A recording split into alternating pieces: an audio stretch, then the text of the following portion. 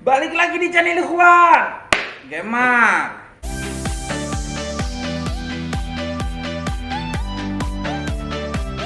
Salah satu komponen yang sering mengalami kerusakan pada gerinda tangan adalah angker atau rotornya ya. Tetapi belum banyak yang mengetahui bagaimana cara memeriksa kerusakan rotor atau angker ini. Oleh karena itu pada kesempatan kali ini saya akan memberitahukan kepada teman-teman semua bagaimana cara mengetahui atau memeriksa kerusakan rotor atau angker pada gerinda tangan. Oke teman-teman, pada kesempatan kali ini kita akan mempraktekannya dengan rotor atau angker dari gerinda variable speed molar ya, yang sudah kita keluarkan di sini. Untuk pengecekan yang pertama adalah pengecekan secara visual. Yang kita perhatikan di sini adalah gulungan atau lilitannya. Kita pastikan di sini gulungannya tidak ada yang melepuh ya, atau tidak ada yang terbakar. Dia mulus seperti ini ya. Bisa teman-teman lihat.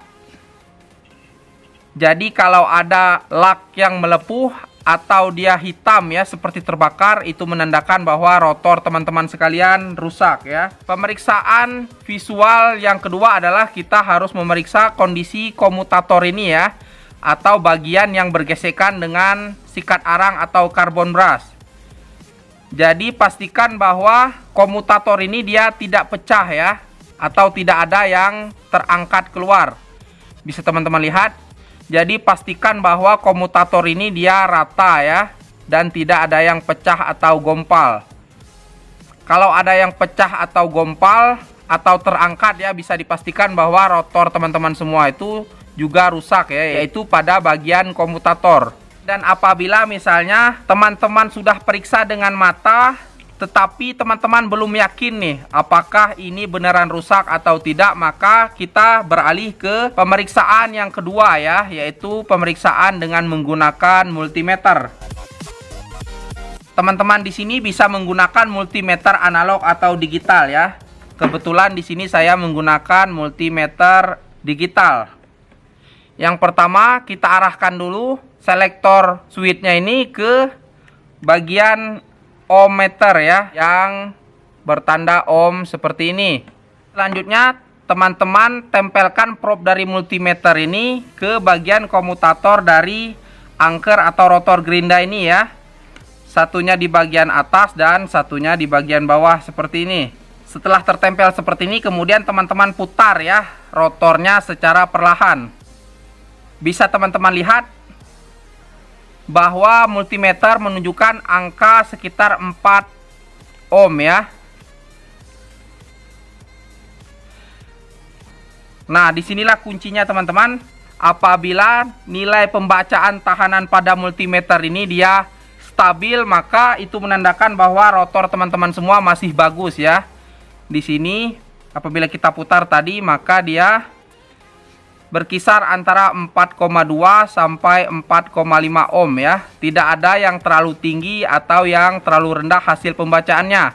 Nah, apabila hasil pembacaan rotor teman-teman semua itu tidak stabil, misalnya dari 4 ohm terus dia naik ke 100, naik ke 50 dan seterusnya, maka itu bisa dipastikan bahwa rotor teman-teman itu di bagian dalamnya ada yang terputus atau ada yang terbakar ya. Teman-teman, untuk perbandingan di sini saya ada satu lagi rotor yang sudah rusak ya.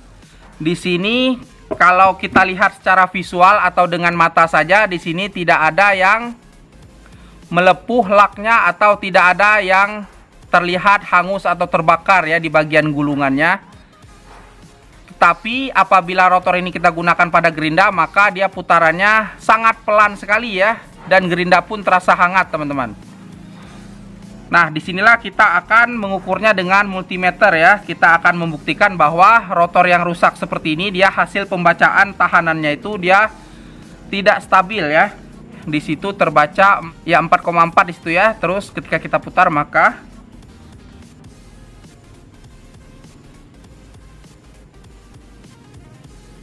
oke teman-teman, dia berfluktuasi ya, atau dia tidak stabil. Ada 10 ohm, ada 4 ohm, ada 31, ada 30 dan seterusnya ya. Inilah yang menandakan bahwa rotor teman-teman sekalian itu dia berada dalam keadaan yang rusak ya.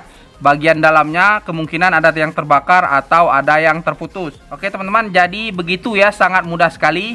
Jadi intinya ketika kita lihat dengan mata tidak ada yang melepuh atau tidak ada yang terlihat terbakar, itu menandakan belum tentu rotor tersebut tidak rusak ya. Itu menandakan bahwa kita harus memeriksanya lebih lanjut ya, yaitu menggunakan multimeter agar kita lebih yakin dan lebih pasti ya. Oh ya teman-teman, sebagai catatan ya, pemeriksaan rotor ini sebenarnya tidak hanya untuk rotor atau angker dari gerinda tangan ya, tetapi juga bisa untuk semua power tools ya, seperti bor, mesin cut off, dan lain-lain ya. Walaupun mungkin ukurannya berbeda-beda ya, mungkin lebih besar rotor mesin lain ya, atau bahkan lebih kecil ya. Oke teman-teman, segitu dulu mungkin konten kita pada kesempatan kali ini. Apabila teman-teman suka dengan konten seperti ini, harap diklik saja tombol subscribe-nya agar kita bertemu di video-video seperti ini lainnya. Akhir kata, saya undur diri. Wabillahi taufiq wal hidayah. Wassalamualaikum warahmatullahi wabarakatuh. See you to the next video. Bye-bye.